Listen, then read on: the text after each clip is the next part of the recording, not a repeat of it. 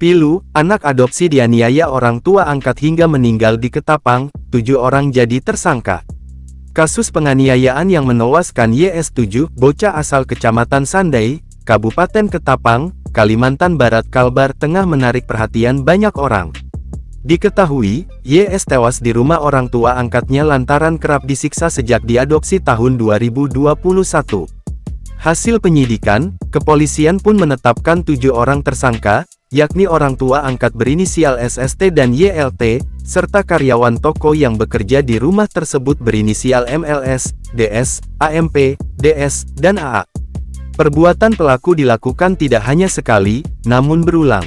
Paling dominan dilakukan ibu angkat, kata Kasat Reskrim Polres Ketapang AKP Faris Kausar saat dihubungi, Selasa, tanggal 5 Desember tahun 2023.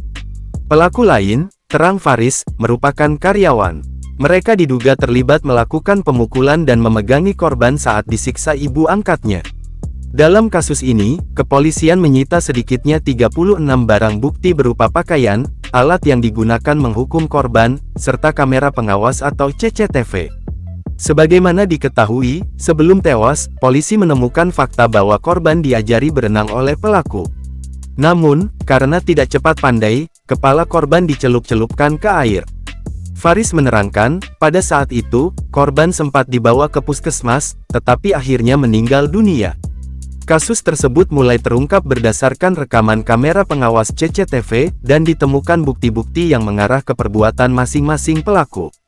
Menurut Tommy, hasil pemeriksaan sementara, penganiayaan yang dilakukan orang tua angkat untuk menghukum korban